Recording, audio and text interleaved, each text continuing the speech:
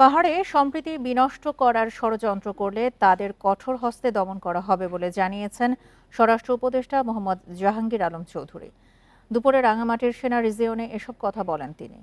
পাহাড়ে সংঘাতময় পরিস্থিতিতে রাঙামাটি ও খাগড়াছড়ি সফর করছেন স্বরাষ্ট্র উপদেষ্টার নেতৃত্বে ৩ উপদেষ্টা। দুপুর ১২টার দিকে হেলিকপ্টারে করে রাঙামাটির বিজিবি হেডকোয়ার্টারে পৌঁছান স্বরাষ্ট্র উপদেষ্টা মোহাম্মদ জাহাঙ্গীর আলম চৌধুরী, পার্বত্য চট্টগ্রাম বিষয়ক উপদেষ্টা সুপ্রদীপ চাকমা ও স্থানীয় সরকার উপদেষ্টা এ.এফ. হাসান আরিফ। পরে তারা রাঙামাটির সেনা রিজিয়নে যান। সেখানে তারা রাজনৈতিক নেতা, সুশীল সমাজ ও আইনশৃঙ্খলা বাহিনীর সঙ্গে মত বিনিময় করেন। এরপর রাজনৈতিক নেতাদের সঙ্গে মত বিনিময় করতে খাগড়াছড়ি গেছেন ৩ উপদেষ্টা।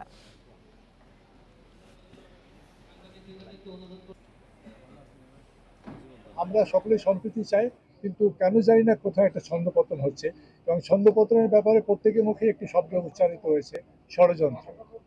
যে বাইরের থেকে একটা যেন ষড়যন্ত্র করা হচ্ছে যে আমাদের এই সম্প্রীতিকে নষ্ট করার জন্য। যারা আইন শৃঙ্খলা অবনতি করবে তাদের কোনো অবস্থায় আমরা ছাড় দিব না। আমরা কোনো অবস্থায় তাদের ছাড় দিব না। আমরা কোনো অবস্থায় তাদের ছাড় দিব না। ভবিষ্যতে যদি তারা আবার চেষ্টা করে, তাদের যে হাত, এটা আমরা কিন্তু ভেঙে দিব। এই যারা আইন শৃঙ্খলা অবনতি করতে চায়, আমি আপনাদের কাছে বারবার অনুরোধ করব, আইন শৃঙ্খলা যেন উন্নতি হয়, আপনারা আমাদের সহযোগিতা করবেন। রাঙামাটির সবশেষ পরিস্থিতি নিয়ে আরো জানাতে এই মুহূর্তে যোগ দিচ্ছেন সহকর্মী হিমেল চাকমা। হিমেল চাকমা, স্বরাষ্ট্র উপদেষ্টা যেমনটি বলেছেন যে সম্প্রীতি নষ্ট করার চেষ্টা করা হলে তাদের কঠোর হাতে দমন করা হবে। এছাড়া এই বৈঠকের সবশেষ কি তথ্য জানা গেছে, আর অবরোধ নিয়ে সবশেষ তথ্য জানাবেন? 3:30 নাগাদ মূলত রাঙামাটি সেনা রিজিয়নের যে সম্মেলন কক্ষ প্রান্তিক যেটার নাম, সেখানে যে রাঙামাটির যে স্থানীয় যে রাজনৈতিক নেতৃবৃন্দ, সুশীল সমাজের প্রতিনিধি এবং যে এখানকার যে ঊর্ধ্বতন কর্মকর্তা জেলা প্রশাসনের এবং চট্টগ্রামের সেনা পুলিশের যিনি দায়িত্বে আছেন, পুলিশ প্রধান চট্টগ্রাম অঞ্চলের, এবং সেনাবাহিনীর যে জিওসি তিনি ছিলেন, এবং রাঙামাটির ব্রিগেড কমান্ডার তিনি ছিলেন। এখানে চাকমার চারকেল শিপ দেবাশিসরাকেও আমি দেখেছি। তো যেটার মিটিং এর পরে মূলত আমাদের সাথে কথা বলা হয়েছে, আমাদের সাথে কথা বলেছেন স্বরাষ্ট্র উপদেষ্টা এবং স্থানীয় সরকার উপদেষ্টা। দুইজনে দুইটা কোটি কথা বলেছেন। স্বরাষ্ট্র উপদেষ্টা বলেছেন যে এই যে যারা এই যে গতকালকে সহিংস ঘটনার যারা রাঙামাটিতে অস্থিতিশীল পরিবেশ তৈরি করেছে, তাদের যে ঘটনাতে সুস্থ তদন্ত করতে একটি উচ্চ ক্ষমতা সম্পন্ন তদন্ত টিম গঠন করা হবে এবং তিনি বলেছেন যে এর পরবর্তীতে যদি আরো কেউ এই ধরনের কোনো সহিংস ঘটনা পরিস্থিতি তৈরি করে এবং পাহাড়ের সম্প্রীতি নষ্ট করার চেষ্টা করে, তাহলে তাদের কঠোর হস্তে দমন করা হবে এবং তিনি বলেছেন যে তাদের হাত ভেঙে দেওয়া হবে। তিনি বলেছেন। অন্যদিকে যে হাসান আরিফ, তিনি বলেছেন যে পাহাড়ে দীর্ঘদিন ধরে একটা সম্প্রীতির পরিবেশ বিরাজ করছিল। এই সম্প্রীতির পরিবেশ একটি অংশ তারা চায় না এবং সেই অংশটি মূলত দেশের বাইরে থেকে ষড়যন্ত্র করে তারই অংশ সে মূলত গতকালকে যে রাঙামাটিতে সহিংস ঘটনা ঘটেছে সেটি অংশ বলেছেন। তবে যারা মিটিং এ যারা উপস্থিত ছিলেন, আমি তাদের সাথে কথা বলছিলাম। বিএনপি নেতা ছিলেন, আওয়ামী লীগের নেতাও ছিলেন, জেএসএস এর নেতা ছিলেন এবং যে নাগরিক পরিষদ, বাংলাদেশ যে নাগরিক পরিষদের নেতারা ছিলেন, জাতীয় পার্টির নেতা ছিলেন, ব্যবসায়ী নেতৃবৃন্দ ছিলেন। তাদের সাথে আমি কথা বলে যেটা জানলাম যে এই যে সবার মধ্যে সবচেয়ে বিষয়টা আলোচনা করা হয়েছে মূলত কার ইন্ধন এটা হয়েছে।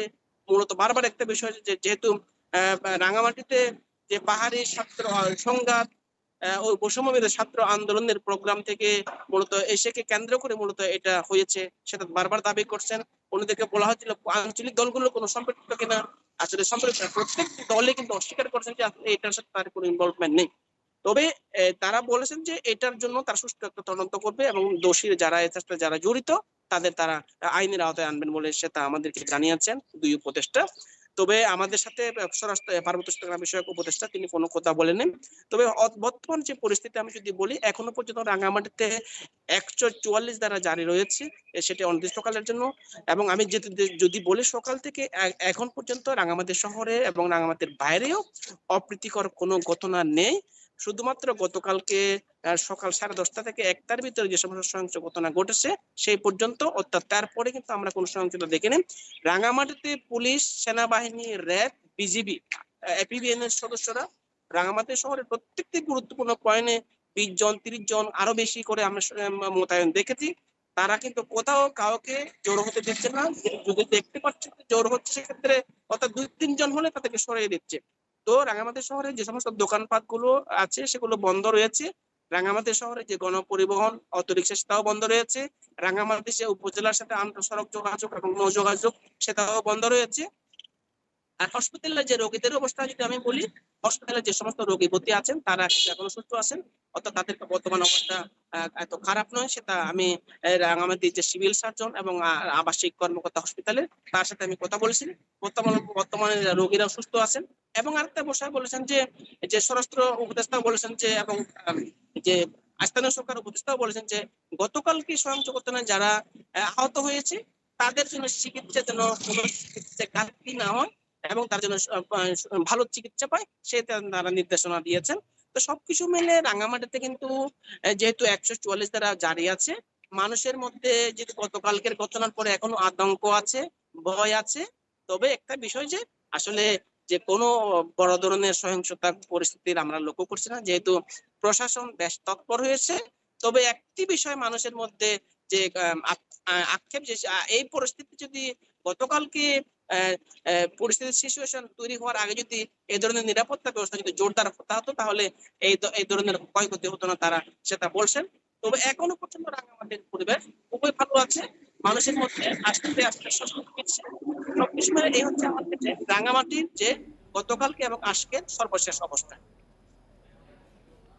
রাঙামাটি থেকে সবশেষ তথ্য নিয়ে জানাচ্ছিলেন আমাদের সহকর্মী হিমেল চাকমা। এদিকে খাগড়াছড়িতে ও রাঙামাটিতে বিক্ষুব্ধ যুগ্ম ছাত্র জনতার ডাকে চলছে 72 ঘণ্টার অবরোধ। অবরোধে বন্ধ রয়েছে দোকানপাট, গণপরিবহন, নৌযান চলাচল। খাগড়াছড়ির সঙ্গে ঢাকা ও চট্টগ্রামের সড়ক যোগাযোগ ছাড়াও আন্তঃজেলা সড়ক যোগাযোগ বন্ধ রয়েছে। সকালে অবরোধের সমর্থনে সাজেক সড়ক, পানছড়ি, রামগড় সড়কে টায়ার জ্বালায় অবরোধকারীরা। যুগ্ম ছাত্র জনতার ডাকা অবরোধ কর্মসূচির প্রতি সর্বাত্মক সমর্থন জানিয়েছে ইউপিডিএফ। এদিকে এখনও 144 ধারা বহাল রয়েছে।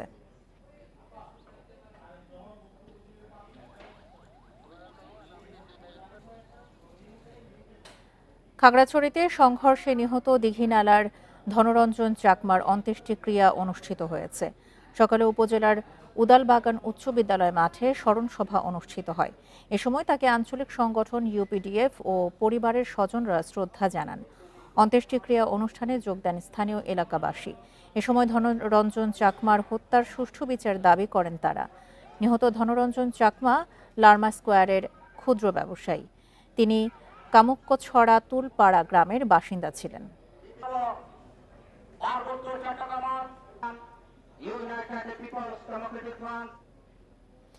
খাগড়াছড়িতে আইনশৃঙ্খলা বাহিনীর সাথে মতবিনিময় সভায় যোগ দিয়েছেন স্বরাষ্ট্র উপদেষ্টা সহ 3 উপদেষ্টা। এ নিয়ে আরও জানাতে যোগ দিচ্ছেন সহকর্মী সমীর মল্লিক। ইতিমধ্যে 3 উপদেষ্টা সেখানে মতবিনিময় সভায় অংশ নিয়েছেন। সবশেষ পাওয়া তথ্য মতে আমাদের জানাবেন সেখানে কি কার্যক্রম চলছে, আর অবরোধের সবশেষ নিয়েও জানাবেন। দেখুন, ঠিক 10 মিনিট আগে কিন্তু এখানে যারা স্বরাষ্ট্র উপদেষ্টা, পার্বত্য চট্টগ্রাম বিষয়ক মন্ত্রণালয়ের উপদেষ্টা এবং স্থানীয় সরকারের উপদেষ্টা, তারা কিন্তু এই যে আমি যেখানে দাঁড়িয়ে আছি ঠিক এখানে জেলা পরিষদের জেলা প্রশাসনের যে সম্মেলন কক্ষ, সেখানে কিন্তু আইন শৃঙ্খলা কমিটি, এখানে সেনাবাহিনী, পুলিশ, চট্টগ্রামের যিনি জিওসি চট্টগ্রাম সেনাবাহিনী এবং পুলিশের আইজিপি তিনিও কিন্তু রয়েছেন এই মিটিংয়ে।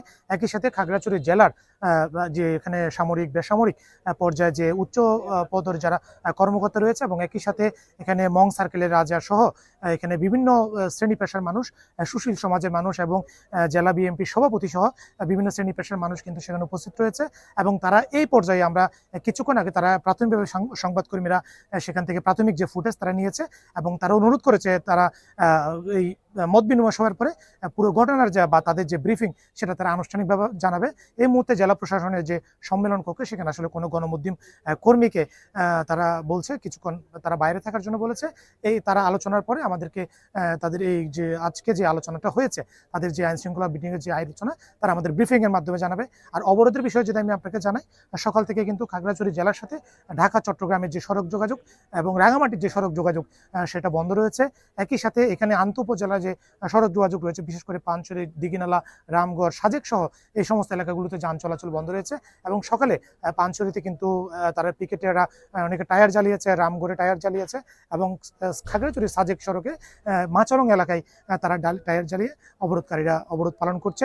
তবে এখন পর্যন্ত বলা যায় যে সেখানে অবরোধকে কেন্দ্র করে কোনো ধরনের অপ্রীতিকর ঘটনা ঘটেনি। এবং একই সাথে আমরা দেখছি যে আসলে গতকাল এবং আজকে সেভাবে কিন্তু খাগড়াছড়িতে কোনো অপ্রীতিকর ঘটনা ঘটেনি। এখন পর্যন্ত এখানকার যে আইন শৃঙ্খলা পরিস্থিতি সেটা নিয়ন্ত্রণে রয়েছে এবং এই পরিস্থিতিটা আসলে যাতে শান্ত থাকে এবং সেটা যাতে নিরাপত্তা থাকে, মানুষের মধ্যে যাতে নতুন করে ধরনের সহিংসতা তৈরি না হয়, সেটি করার জন্য প্রশাসনিক পক্ষ থেকে সর্বোচ্চ চেষ্টা করা হচ্ছে। বিশেষ করে যেখানে ঘটনাটি হয়েছে দিঘিনালায়, সেখানে আমরা দেখেছি নিরাপত্তা বাহিনীর তাদের কিন্তু যে টহল সেটা বাড়ানো হয়েছে এবং আইন শৃঙ্খলা বাহিনী, সেনাবাহিনীর উপস্থিতি বাড়ানো হয়েছে। শুধু দিঘিনালাতে নয়, পুরো জেলা জুড়ে কিন্তু নিরাপত্তা যে ব্যবস্থা সেটা নেওয়া হচ্ছে।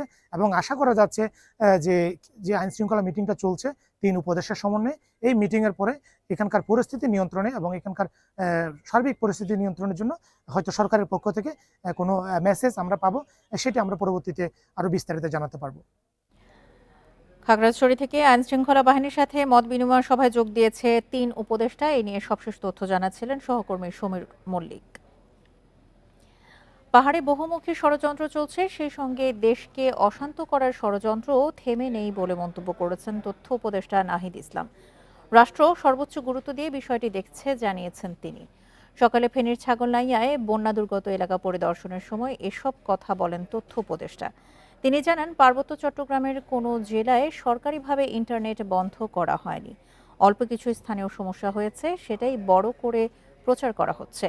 3 জেলার ইন্টারনেট সেবা নির্বিঘ্ন রয়েছে বলে জানান উপদেষ্টা। বন্যা দুর্গতদের পুনর্বাসন কার্যক্রমও চলমান আছে বলে জানান তিনি। ছাগলনাইয়ার পর ফুলগাজীর জগৎপুরে বন্যা দুর্গত এলাকা পরিদর্শন করেন তথ্য উপদেষ্টা।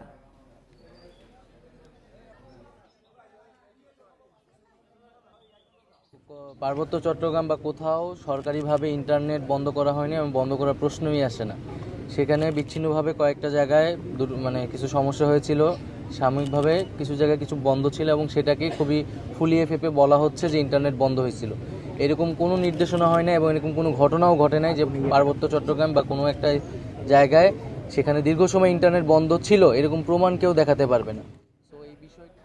প্রয়াত প্রেসিডেন্ট জিয়াউর রহমানের পরামর্শ বাস্তবায়ন না করার কারণে দীর্ঘদিনেও পার্বত্য চট্টগ্রামের সমস্যা সমাধান হয়নি বলে মন্তব্য করেছেন চট্টগ্রাম মহানগর জামায়াতের আমির মোহাম্মদ শাহজাহান।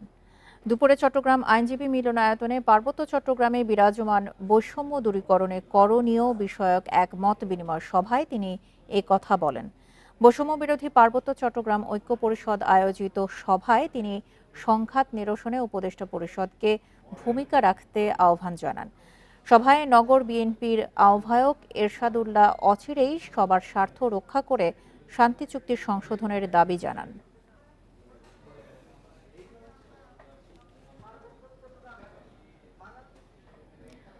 পাঁচ আগস্টের বিজয়কে সুসংহত করতে জাতীয় ঐক্যের বিকল্প নেই বলে মন্তব্য করেছেন বাংলাদেশে জামায়াতে ইসলামের আমির ডাক্তার শফিকুর রহমান। সকালে সিরাজগঞ্জের দারুল ইসলাম একাডেমি মাঠে অনুষ্ঠিত রোকন সম্মেলন ও সুধী সমাবেশে তিনি আরও বলেন, বর্তমান সরকারের সমালোচনাও করতে হবে, আবার তাদের সংস্কারের সুযোগও দিতে হবে। 18 কোটি মানুষকে ঐক্যবদ্ধভাবে ষড়যন্ত্রকারীদের প্রতিহত করতে হবে। শেখ হাসিনাকে দেশে ফিরে স্বাধীন বিচার ব্যবস্থার মুখোমুখি হতে আহ্বান জানান ডাক্তার শফিকুর রহমান। কেন ভাই এমন রাজনীতি আপনাকে করতে হবে যে রাজনীতি করার পরে আপনাকে পালানোর রাস্তা খুঁজতে হয়, কলা পাতার উপর সীমান্তে গিয়ে ঘুমাতে হয়?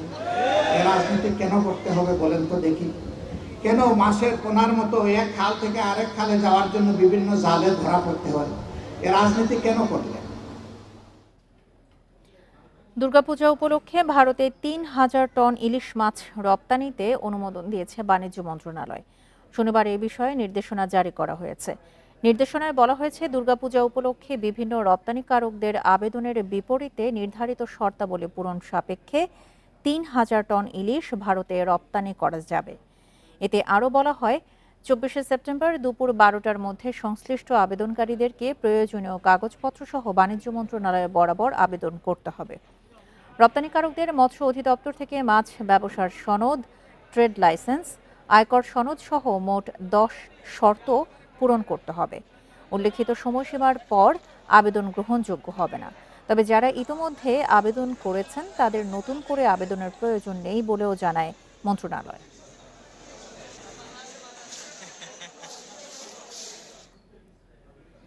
বরিশাল রেঞ্জের বিভিন্ন থানায় কর্মরত 181 জন পুলিশ সদস্য এখন পর্যন্ত কাজে যোগদান না করায় তাদের বিরুদ্ধে আইনগত ব্যবস্থা নেওয়া হচ্ছে বলে জানিয়েছেন ডিআইজি মোহাম্মদ মঞ্জুর মোর্শেদ আলম।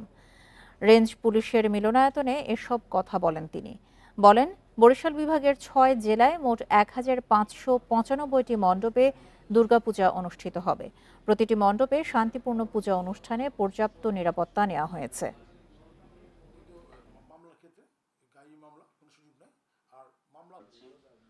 আর 5ই আগস্টের আগে পরে আমাদের পুলিশ সদস্যদের চলে যাওয়া বা থাকা, এর মধ্যে কিছু তথ্য পেয়েছেন 181 জন এখন জয়েন করে শুনে গিয়েছে। এদের আইনগত ব্যবস্থা নেওয়া হবে। They will be treated as deserters. Ashulia শিল্পাঞ্চলে বেশিরভাগ পোশাক কারখানায় পুরো দমেই চলছে উৎপাদন, তবে এখনও বন্ধ রয়েছে 16টি কারখানা। এর মধ্যে 13টি কারখানা অনির্দিষ্টকালের জন্য বন্ধ ঘোষণা এবং 3টিতে সাধারণ ছুটি দেওয়া হয়েছে। শিল্প পুলিশ জানিয়েছে, সকাল 8টা থেকে কারখানার শ্রমিকরা কর্মস্থলে যোগ দিয়ে উৎপাদন শুরু করে। এরপরে বিভিন্ন কারণে 3টি কারখানায় সাধারণ ছুটি ঘোষণা করে কর্তৃপক্ষ। এদিকে গাজীপুরেও সকাল থেকে কারখানার কার্যক্রম শুরু হয়, তবে ভোগড়া বাইপাস এলাকায় T&Z নামের একটি কারখানায় শ্রমিক অসন্তোষের খবর পাওয়া গেছে। এ সময় সড়ক অবরোধ করেন শ্রমিকরা। পরে ঘটনাস্থলে গিয়ে পরিস্থিতি নিয়ন্ত্রণে আনে আইন শৃঙ্খলা বাহিনী।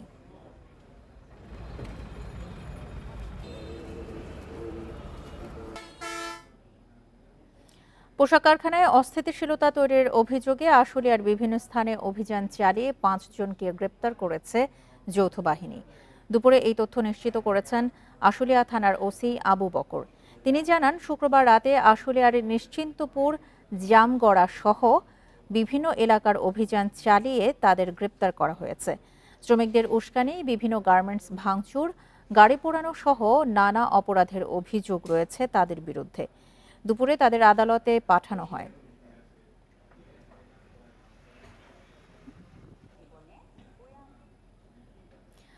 মাঠ দখলকে কেন্দ্র করে সংঘর্ষে একজন নিহতের জেরে বিলুপ্ত করা হলো জাতীয়তাবাদী যুব দল চট্টগ্রাম মহানগর শাখার কমিটি।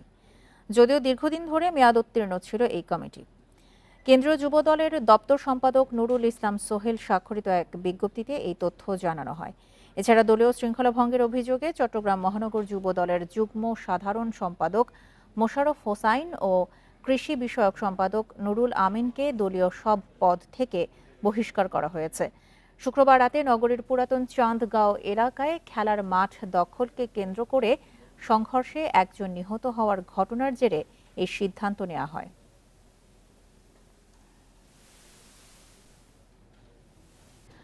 শুক্রবার রাতভর বৃষ্টির কারণে লক্ষ্মীপুরে বন্যা কবলিত এলাকায় দুর্ভোগ বাড়ছে।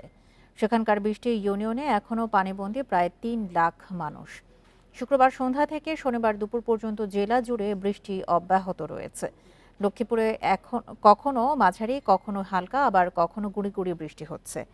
যেসব এলাকার মানুষ এখনও পানিবন্দী, সেখানে বৃষ্টিতে পানি বাড়ায় বেড়েছে দুর্ভোগ। এদিকে রামগতি আবহাওয়া সতর্কীকরণ কেন্দ্র জানিয়েছে, শুক্রবার সন্ধ্যা থেকে বৃষ্টির সাথে দমকা হাওয়া ও বজ্রপাত হয়েছে। মৌসুমী বায়ুর প্রভাব ও সাগরে লঘুচাপ হওয়ায় আরও 2-1 দিন বৃষ্টি ও ঝড়ো হাওয়া অব্যাহত থাকবে। 24 ঘন্টায় লক্ষ্মীপুরে 37.5 মিলিমিটার বৃষ্টির রেকর্ড করা হয়েছে।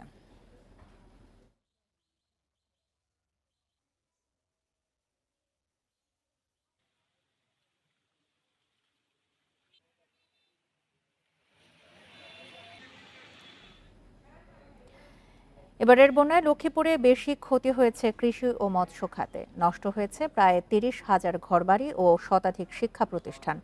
সহায় সম্বল হারানো অসংখ্য পরিবারের সামনে অনিশ্চিত ভবিষ্যৎ।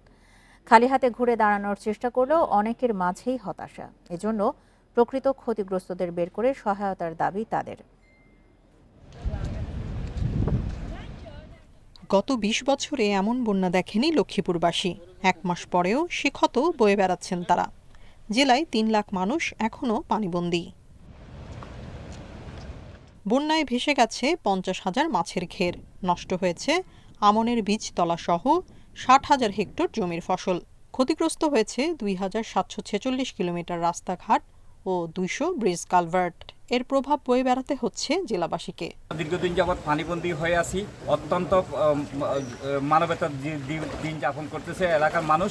যাতায়াত, যোগাযোগ ব্যবস্থা, রুগী নিয়ে হসপিটাল সবকিছুতেই তারা বাধাগ্রস্ত হচ্ছে, যেতে পারতেছে না সময় মতো। সহায় সম্বল হারিয়ে সর্বশান্ত হয়ে পড়েছেন বন্যা কবলিত এলাকার লাখো মানুষ। খালি হাতে অনিশ্চিত ভবিষ্যৎ নিয়ে ঘুরে দাঁড়ানোর চেষ্টা করছেন তারা। কিভাবে আমরা এগুলি কি করুম? সরকার যদি আমাকে দিকে যদি খেয়াল না করে তাহলে আমরা তো চাই যে সরকার আমাকে কিছু করবে। ক্ষতিগ্রস্তদের তালিকা করে অগ্রাধিকার ভিত্তিতে সহায়তা দেওয়ার কথা জানিয়েছে ত্রাণ ও পুনর্বাসন কর্মকর্তা। ক্ষতিগ্রস্তদের তালিকা, বাড়িঘরের তালিকা, রাস্তাঘাটের অগ্রাধিকার তালিকা আমাদের উপজেলা নির্বাহী অফিসারদের মাধ্যমে আমরা অগ্রাধিকার তালিকা তৈরি করতেছি। আমরা আশা করি লক্ষ্মীপুরের যারা ক্ষতিগ্রস্ত আছে তারা পুনরায় ঘুরে দাঁড়াতে পারবে। খাল নদীতে পানি চলাচল স্বাভাবিক না থাকায় জলাবদ্ধতার কারণে বেড়েছে দুর্ভোগ। সংকট সমাধানে উদ্যোগের কথা জানিয়েছেন জেলা প্রশাসক। পানির স্বাভাবিক প্রবাহ তৈরি করার জন্য, পানি যেন নেমে যেতে পারে, সেই কারণে যে বাধাগুলো আছে সে কারণে আমরা খালগুলো বিভিন্ন অবৈধ দখলমুক্ত, অবৈধ স্থাপনমুক্ত করার খুব দ্রুত উদ্যোগ আমরা নিয়েছি। স্মরণকালের বন্যায় কৃষি, মৎস্য, অবকাঠামো সহ সব মিলে জেলায় ক্ষতির পরিমাণ দাঁড়িয়েছে ১,৫০০ কোটি টাকা। Independent news.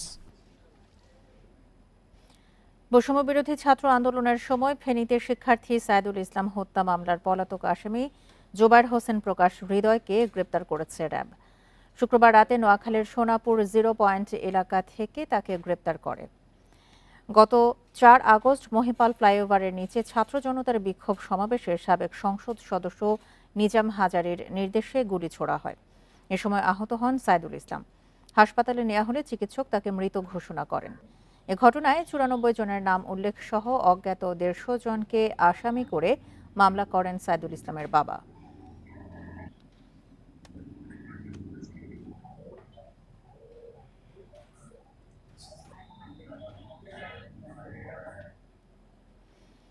বৈষম্য বিরোধী ছাত্র আন্দোলনে নিহত শহীদ পরিবারের সাথে রাজবাড়ীতে মত বিনিময় সভা করেছে বাংলাদেশ জামায়াতে ইসলামী। সকালে দলটির রাজবাড়ী জেলা শাখার আয়োজনে শিল্পকলা একাডেমি মিলনায়তনে এই মত বিনিময় সভা হয়। এ সময় বক্তারা বলেন, ছাত্র জনতার রক্তে ভেজা এই স্বাধীনতা যাতে আর কোনো স্বৈরাচার নষ্ট করতে না পারে সেদিকে খেয়াল রাখতে হবে। মব জাস্টিস করা যাবে না, বিচারহীনতার সংস্কৃতি আর হতে দেয়া হবে না। আসন্ন দুর্গাপূজায় সনাতন ধর্মাবলম্বীদের পাশে থাকার কথা জানান বক্তারা। সভা শেষে বৈষম্য বিরোধী ছাত্র আন্দোলনে আহত ও শহীদ পরিবারকে সহায়তা দেয়া হয়।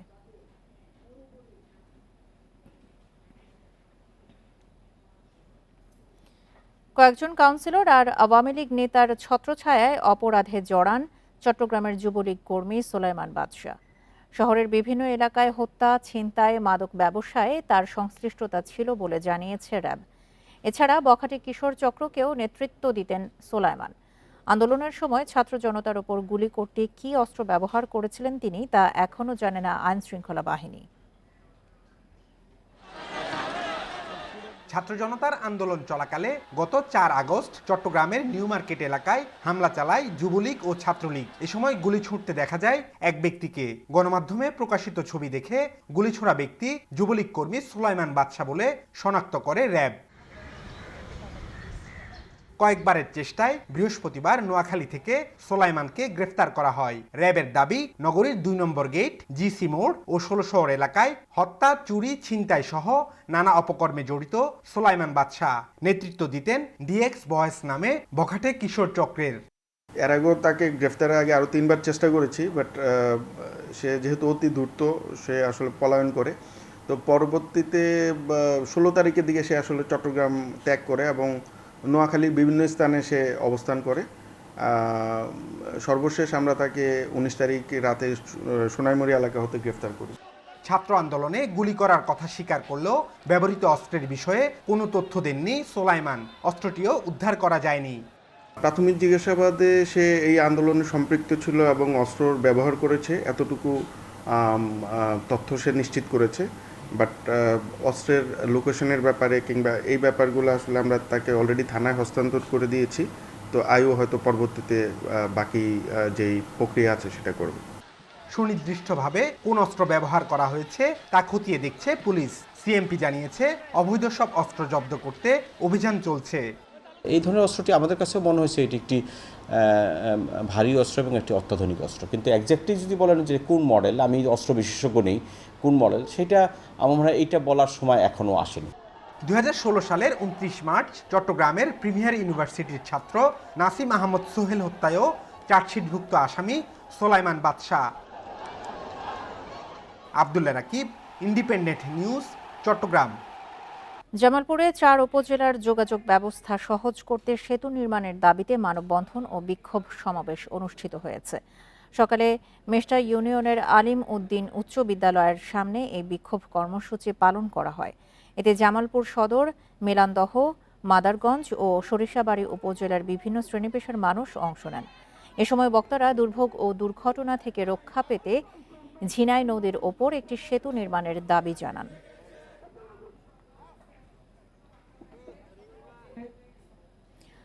বর্ণাঢ্য আয়োজনের মধ্য দিয়ে বিশ্ব শান্তি দিবস উদযাপন দেশের ওষুধ ও চিকিৎসা সরঞ্জাম উৎপাদন খাতের অন্যতম শীর্ষ প্রতিষ্ঠান জিএমআই গ্রুপ। শনিবার সকালে ঢাকা বিশ্ববিদ্যালয়ের কার্জন হলে স্থাপিত শান্তির স্তম্ভ এর সামনে বেলুন ও সাদা পায়রা উড়িয়ে দিবসের শোভাযাত্রা উদ্বোধন করেন জিএমআই গ্রুপের প্রতিষ্ঠাতা ও ব্যবস্থাপনা পরিচালক মোহাম্মদ আব্দুর রাজ্জাক। শোভাযাত্রাটি কার্জন হল থেকে শুরু হয়ে প্রেস ক্লাব মোড়ে এসে শেষ হয়। পরে প্রেস ক্লাবে এক আলোচনা সভা আয়োজন করে জিএমআই গ্রুপ। এ সময় জাতি, ধর্ম, বর্ণ নির্বিশেষে মানবতার সুখ শান্তি অর্জনে জনমত সৃষ্টির লক্ষ্যে বিশ্ব শান্তি দিবস পালনের গুরুত্ব তুলে ধরেন বক্তারা। আমরা চাই আমরা সারা বিশ্ব শান্তিতে থাকতে চাই। এটা আমাদের তরফ থেকে জিএমআই গ্রুপের পক্ষ থেকে আমরা যারা আছি ৮,০০০ পরিবার সবার পক্ষ থেকে এই শান্তিটা সারা বিশ্বে ছড়িয়ে পড়বে।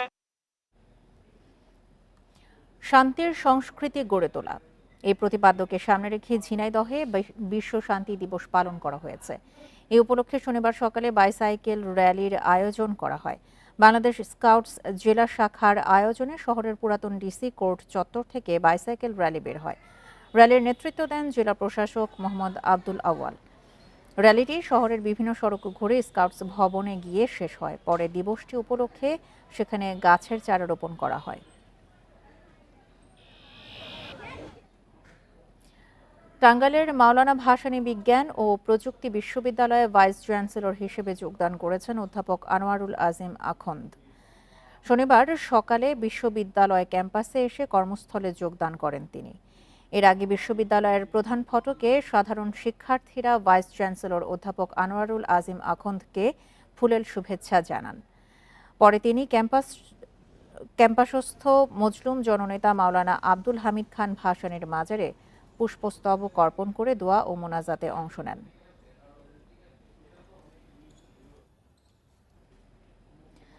ছয় দিন বন্ধ থাকার পর সকাল থেকে চাঁপাইনবাবগঞ্জের সোনা মসজিদ স্থলবন্দরে আবারও আমদানি রপ্তানি কার্যক্রম শুরু হয়েছে।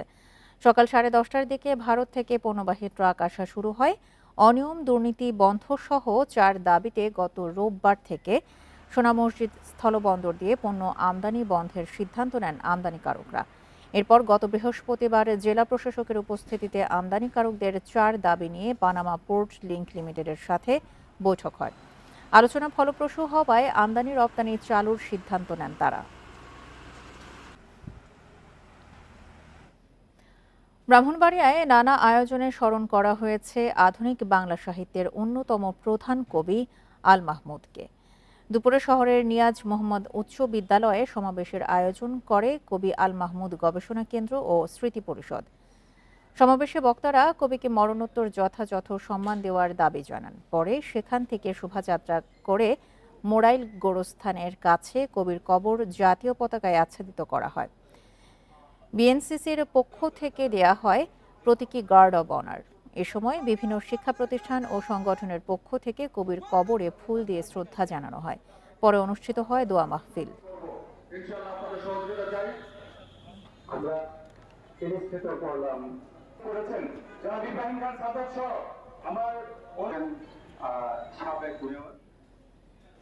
আর এ ছিল এখনকার মতো সমগ্র বাংলাদেশে।